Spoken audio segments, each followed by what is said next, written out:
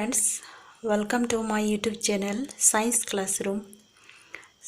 आज की भी लेसन में हम बात करेंगे कि क्लास 12 फिजिक्स का कुछ न्यूमेरिकल के बारे में। आज मैं ये यहाँ पे जो बुक दिखाया हुआ है ये क्लास 12 फिजिक्स का टेक्स्ट बुक है। तो इस टेक्स्ट बुक से हम चैप्टर नंबर 1 का that is electric charges and field. तो फिलहाल हम इस चैप्टर की थ्योरी के बारे में डिस्कस नहीं करने वाले हैं। तो इस चैप्टर का जो नीचे पीछे में जो दिया गया हुआ है आपका एक्सरसाइज के बारे में थोड़ा बहुत डिस्कस करेंगे।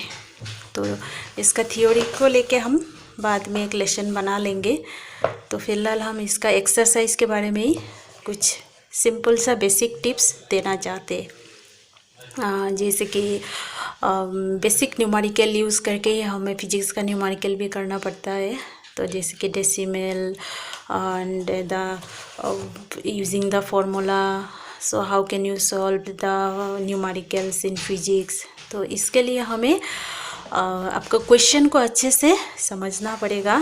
जैसे कि हमने यहाँ से लिया है, जब first question is that what is the force between two small charge sphere having charges of 2 into 10 to the power minus 7 and 3 into 10 to the power minus 7 placed 30 centimeter apart in air। तो इसमें ये बोला है कि आपका दो charges अगर हम रखते हैं तो दोनों के बीच का डिस्टेंस है हमारा 30 सेंटीमीटर। तो यहाँ पे चार्ज तो दिया हुआ ही है, तो इसके लिए हमें क्या निकालना है कि हमें फोर्स निकालना है। So how we have to find the forces. तो सिंपल सी बात है कि यहाँ पे हमें जब हम कोई भी न्यूमेरिकल देखते हैं ना फिजिक्स में, तो उसके लिए पहला टास्क ये होता है कि हमें उसका उसमें क्या पूछा गया हुआ है और क्या क्या टॉपिक के मतलब इंक्लूड है यहाँ पे, और किस चीज़ यहाँ पे दिया गया हुआ है, और किसको फाइंड आउट करना है, कौन सी फार्मूला पुट करने से यहाँ पे सही होगा, वो पहले आपको दिमाग में लाना पड़ेगा। तो इसके लिए तो हमें यहाँ पे बेसिक जो चैप्टर के बारे में जो कंसेप्ट है उसको क्लियर होना पड़ेगा और फॉर्मूला भी याद रखना पड़ेगा। तो देखते हैं इस क्वेश्चन में क्या दिया हुआ है। हमें यहाँ पे चार्ज दिया हुआ है, जैसे यहाँ पे एक चार्ज दिया हुआ है और यहाँ पे और एक चार्ज दिया हुआ है। तो यहाँ से हमें क्या निकलना है कि फोर्स फाइंड आउट करना है। तो then F equal to now I am using this formula of Coulomb's law, that is F equal to 1 by 4 pi epsilon naught into Q1 Q2 by R square। So here the distance is R। तो यहाँ पे हमने D लिया है, ऐसे कोई problem नहीं है। तो now just put the values and do your numerical। So in physics there are some basic tips, that is so decimal problems is are here।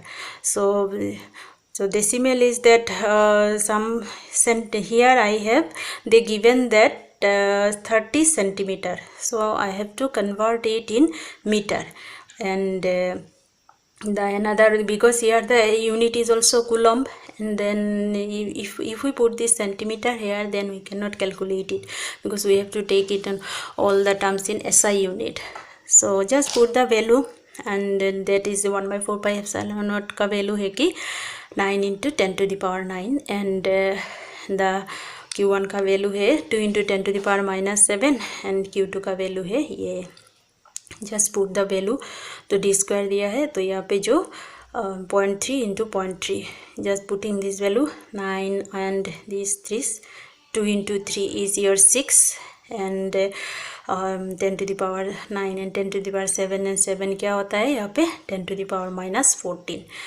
दोनों को मल्टीप्लाई करने से 0.09, और यहाँ पे क्या होता है, हम इसको डायरेक्ट भी ऐसे लिख सकते हैं, और जैसे 0.09 को हम लिख सकते हैं 9 into 10 to the power minus 2। सो 9 ये कैंसिल हो जाता है, और यहाँ पे हमारा रहता है कि 10 to the power 5 और इंटू 10 to the power 2। तो simply 6 into 10 to the power minus 3 Newton. तो हमें यहाँ पे क्या निकालने के लिए बोला था कि हमें फोर्स कितना होगा दोनों चार्जेस के बीच में, और उन दोनों को चार्जेस के बीच में जो डिस्टेंस है वो 30 सेंटीमीटर। सो यहाँ पे हमारा फोर्स निकल गया, ठीक है। So in this way you can also do your numerical using this formula, and the using the basic concept so इसके लिए तो आपको चैप्टर को अच्छे से कंसेप्ट क्लियर होना पड़ेगा. So now I am taking this another question, that is question number 2. So which is that the electrostatic force on a small sphere of charge 0.4 microcoulomb due to another small sphere of charge 0.8 microcoulomb in air is 0.2 Newton. So यहाँ पे बोला है कि first A में क्या निकलने के लिए बोला, what is the distance between the two sphere and what is the force on the second sphere due to the first. तो हमें यहाँ पे डिस्टेंस निकालने के लिए बोला, दैट इज़ आर क्या होगा. ठीक है, तो इसके लिए हम देखते हैं. पहले यहाँ पे हमें क्या करना होगा कि कौन सा जो टर्म है उसके बारे में वैल्यू दिया गया हुआ है वो सबको पहले लिखने से इजी हो जाता है सॉल्व करने में. So I am using here the easiest method, so anyone can use. So जैसे कि अभी जो नए जो क्लास 12 में जो एडमिशन हुए हैं उन लोगों के लिए यहाँ पे मतलब इजी प्रोसेस से यहाँ पे दिखाया गया हुआ है. सो कोई न्यूमेरिकल देखते ही थोड़ा बहुत घबरा जाता है ना, तो इसके लिए ठीक ही है. सो यहाँ पे क्या है, Q1 इक्वल टू 0.4 इन माइक्रोकुलम्ब. सो एक बात है कि हमें यहाँ पे कुलम्ब लेके ही करना है, तो यहाँ पे दिया गया है आपका माइक्रोकुलम्ब. सो माइक्रोकुलम्ब को हमें कुलम्ब में कन्वर्ट करना होगा. So we can convert it that multiplying with 10 to the power minus 6 coulomb, and QT is also same minus 0.8 microcoulomb. So you can also convert it in 0.8 into 10 to the power minus 6. और यहाँ पे force दिया गया हुआ है कि force 0.2 Newton. और हमें क्या निकालने के लिए बोला कि हमें डिस्टेंस निकालने के लिए बोला. So again we are using this Coulomb's law, क्योंकि ये चैप्टर में हमें एक बहुत इंपॉर्टेंट फार्मूला है, वो है कि कुलम्ब्स लॉ. सो मैक्सिमम न्यूमेरिकल तो ये कुलम्ब्स लॉ अप्लाई होता ही है, तो ये जो मतलब याद रखना बहुत ज़रूरी बात है. तो यहाँ पे क्या दिया हुआ है, फोर्स F इक्वल टू 1/4 और Q1 Q2 by R square. So now I am putting the values of all this term. So that is 0.4 का क्या होगा, फोर्स का वैल्यू क्या है 0.2, और आपका ये तो उसका वैल्यू ही है 9 इंटू 10 टू द पावर 9. और Q1 का वैल्यू क्या है, ये है, और इसको just putting all this value N R square. So यहाँ से देखिए 0.2 से हमने यहाँ पे 0.4 को कैंसिल कर दिया. तो जब भी हम पॉइंट से इसको हम करने से अलग से भी कर सकते हैं. सो आप लोगों को समझाने के लिए 0.2 equal to 9 into 10 to the power 9, 0.4 into 10 to the power minus 6 into 0.8 into 10 to the power minus 6. ठीक है. So another, now I put the values of R square. So you just put the cancel out this and this. तो क्या होता है, ये 4 हो जाता है. So क्या रहता है यहाँ पे हमारा 9 into 10 to the power 9, 0.4 into 10 to the power minus 12 हो जाएगा, और इंटू 4 एंड R स्क्वायर 4.4. ठीक है.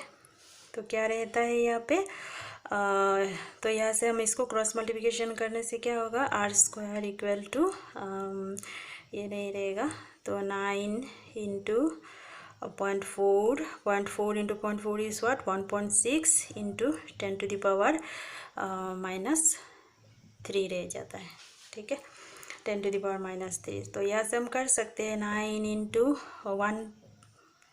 1.6 है उसको हटाने के लिए हम क्या कर सकते हैं 10 to the power minus 1 into 10 to the power minus 3. So 9 into 16 into 10 to the power minus 4. So R square equal to ये है. सो यहाँ से जस्ट कुछ भी नहीं, R स्क्वायर इक्वल टू क्या होगा 3 into 4 into 10 to the power minus 2. So हमारा यहाँ से नहीं, यहाँ पे स्क्वायर करने से ऑल ओवर ये डिस्टेंस निकल गया. ठीक है, तो ये था हमारा यहाँ पे डिस्टेंस निकल गया.